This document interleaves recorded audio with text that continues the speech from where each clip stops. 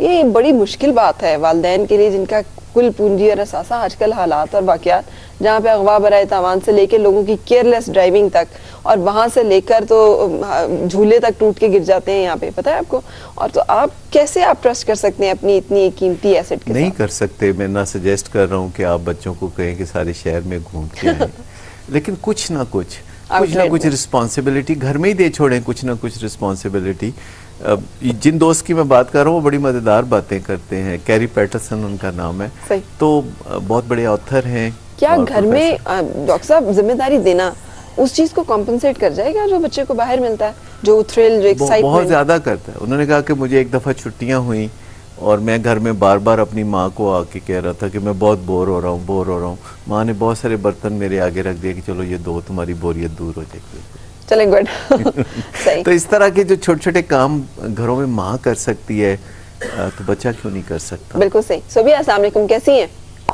वालेकुम अस्सलाम जी फरमाइए। फरा, सबसे पहले तो ये कि मैं आपको बहुत मुबारक देना चाहती हूँ। आपका प्रोग्राम बहुत अच्छा, बहुत इंफॉर्मेटिव होता है। Thank you so much Sobia, God bless you. Not once.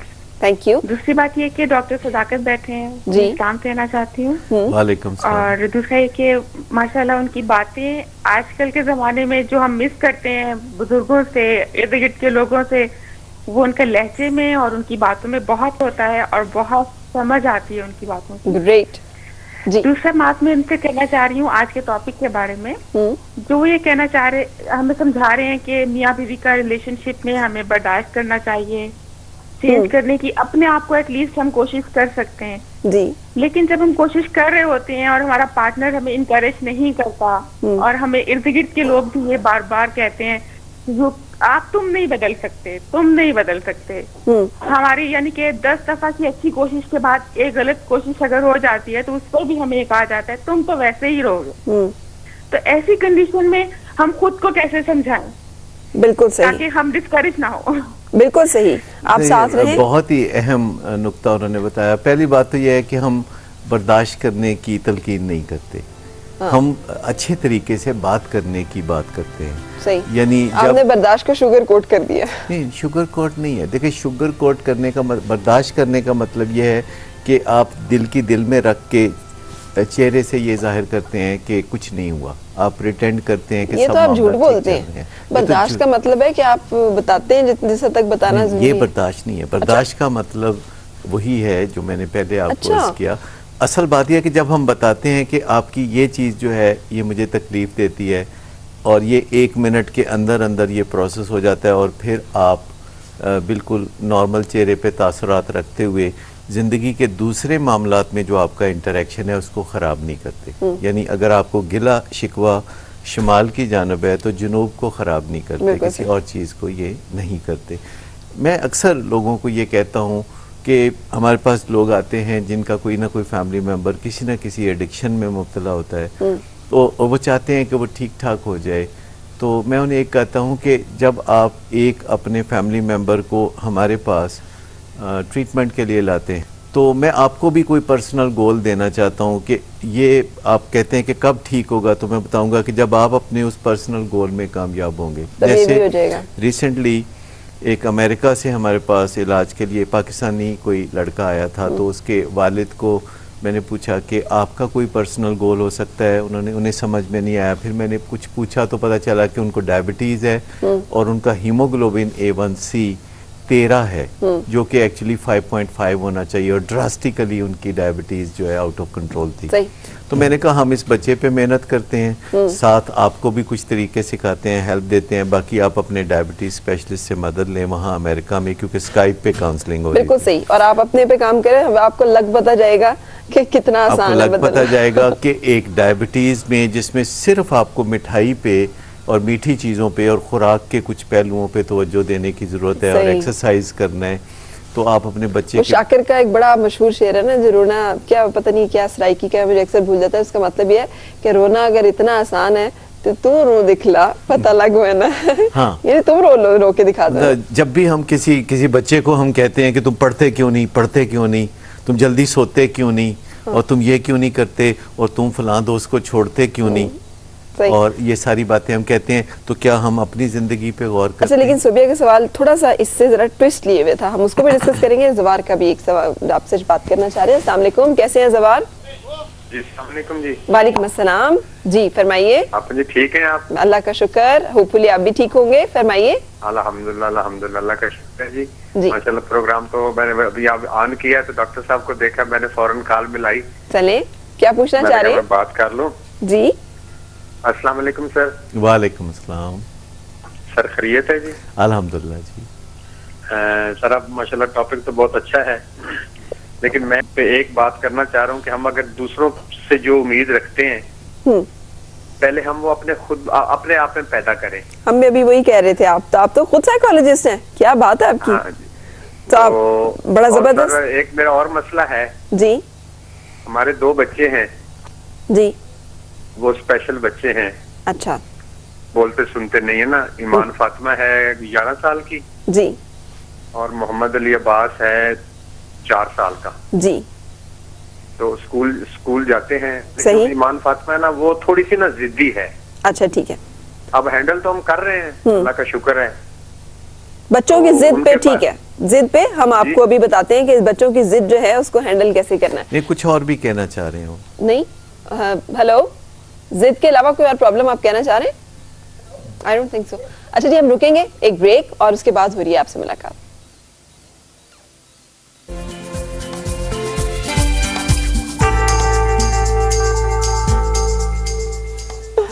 खुश आमदीद और सुबह बखैर जनाब। डॉक्टर सदाकत मेरे साथ हैं और हम बात कर रहे हैं कुछ ऐसे लोगों की जो जरा प्रॉब्लमेटिक होते हैं। 2 सवाल हमारे पास इकट्ठे हो गए।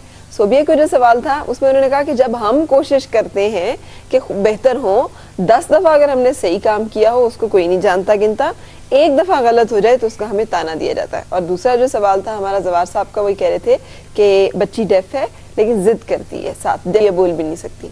तो फिर आप पहले सोबिया को बताएं। पहला तो ये है कि ये बिल्कुल आम बात है कि एकदम से हम अगले को डीमोटिवेट कर देते हैं, उसकी कोशिशों पे पानी फेर देते हैं।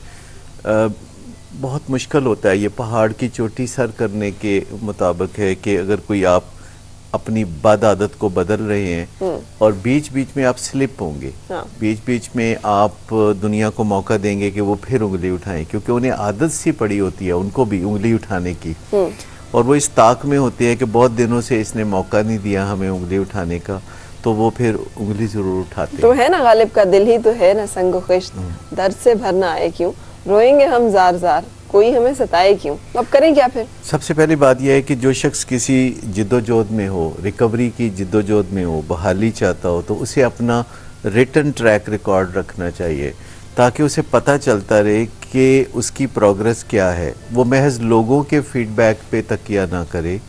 अगर 10 दफ़ा किसी, जैसे कोई डाइटिंग कर रहा है तो एक दिन कुछ ज़्यादा खाता नज़र आए तो लोग ताने देने लगते हैं कि ये डाइटिंग हो रही है आपकी, ये फलां हो रहा है, जबकि ओवरऑल रिज़ल्ट देखना चाहिए।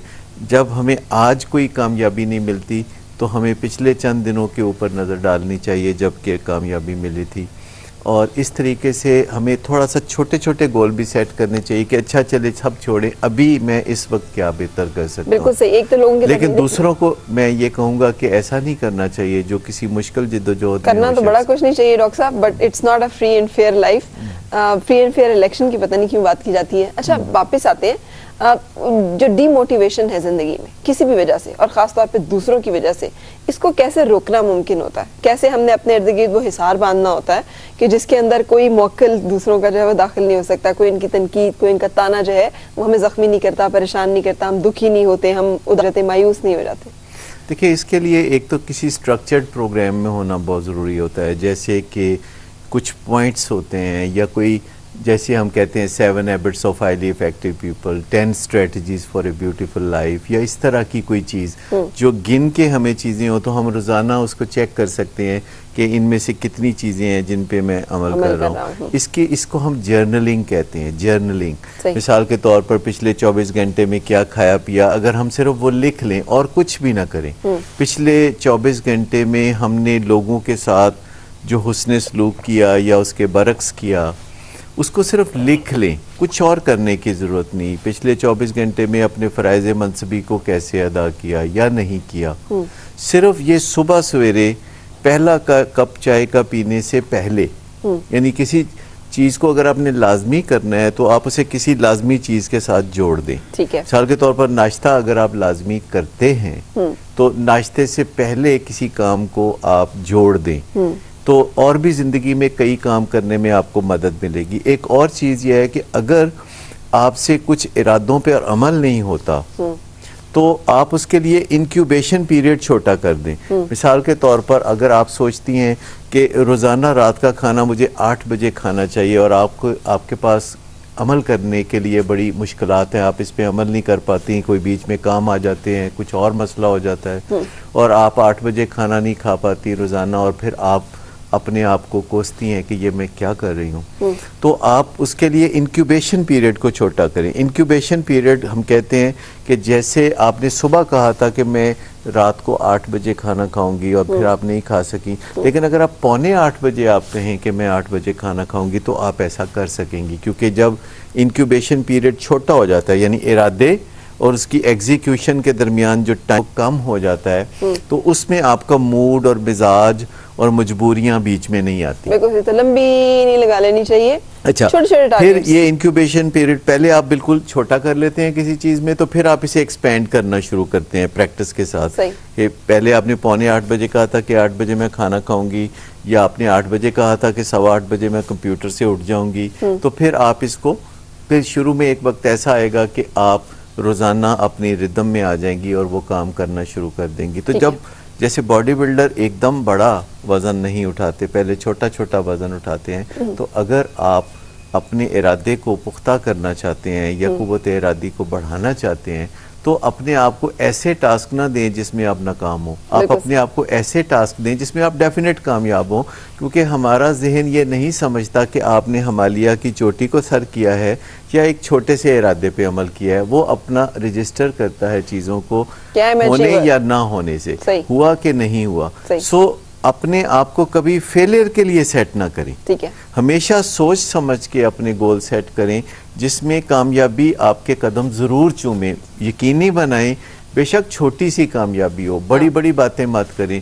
अब ये न्यू ईयर आने वाला है, लोग बड़े बड़े रेजोल्यूशंस बनाएंगे न्यू ईयर के, नहीं, बड़े बड़े ना बनाएं और न्यू ईयर का इंतज़ार ना करें। आज से, अभी से छोटे छोटे काम बिल्कुल अगर आप करना शुरू कर देंगे तो आपका दिमाग कामयाबी को रजिस्टर करना शुरू करेगा और आपकी कामयाबियों को आगे बढ़ाएगा। बिल्कुल सही। अच्छा डॉक्टर साहब, एक और चीज़ इसके साथ जो जवार ने हमसे पूछा था, बच्ची जो सुनती नहीं है, बोलती नहीं है और जिद करती है, तो उसको, उनको हैंडलिंग में क्या टिप्स आप मज़ीद बताएंगे? देखिए, स्पेशल चिल्ड्रन जो होते हैं उनके वालिदैन के बड़े खुसूसी मसाइल होते हैं, उन्हें एक तरह से रोग ज़्यादा महसूस होता है, क्योंकि जो छोटे छोटे बच्चे होते हैं, जो स्पेशल चिल्ड्रन होते हैं, उनको अपनी मुश्किलात का उतना पता नहीं होता।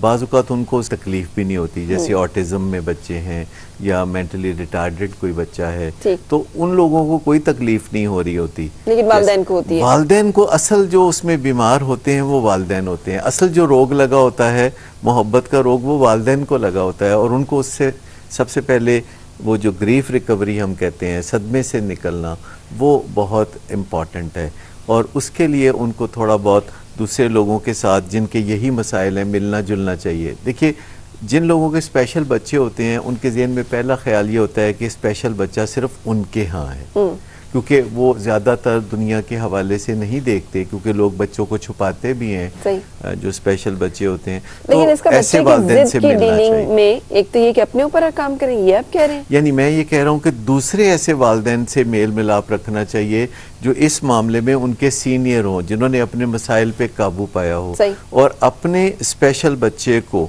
जो बेहतरीन इस वक्त दुनिया में सहूलतें हैं नशोनुमा पाने की, अगर आप वो मुहैया कर देते हैं और उसके बाद आप अपने दिल का इत्मीनान कर लेते हैं और इमोशनली थोड़ा डिटैच होते हैं, इमोशनली डिटैच होते हैं, एक्चुअली डिटैच नहीं होते, आप उनके लिए जो अमली तौर पर कर सकते हैं वो आप करते रहते हैं, लेकिन वो जो एक हर वक्त उसके बारे में गम करना है, इस हवाले से अल्लाह की रज़ा जो है वो उसको समझने की थोड़ी ज़रूरत होती है और अल्लाह के सामने अपने माथे को झुकाने की ज़रूरत होती है, क्योंकि हम सब में कहीं ना कहीं कोई ना कोई कमजोरी किसी ना किसी बच्चे की पहलू से जिद होती है। इन बातों से खत्म हो जाएगी। बच्ची जो जिद करती है ज्यादा, वो ये सब कुछ करने से खत्म हो एक्चुअली जाएगा। ऐसे बच्चों के बारे में भी हम जिदे मान के उनको कॉम्पनसेट करना चाहते हैं। सही। सो जिदे मान के कॉम्पनसेट करने की बजाय उनकी जो लिमिटेशंस है उनको हम कबूल करते हुए उनको रिस्पेक्ट से अगर डील करें और उनको छुपाएं ना। सही। ऐसे तो वो जिद बच्चों नहीं को करेंगे। वो जिद नहीं करेंगे और उनको अगर हम एक कुदरती नशोनुमा में जाने दें, उनको हम अपने लिए कोई धब्बा ना समझें, क्योंकि वो अल्लाह की मखलूक है, अल्लाह ने उनको बनाया है। अल्लाह ने बनाते हुए उनको अगर कुछ भी महसूस नहीं किया तो हम इंसानों को उस बारे में कुछ मनफी सोचने की ज़रूरत नहीं है। जब खालिक अपनी तख्लीक से मुतमइन है तो हमें उस बारे में खालिक से बढ़ के कुछ ज़्यादा एहसास करने की ज़रूरत। बिल्कुल सही। God bless you.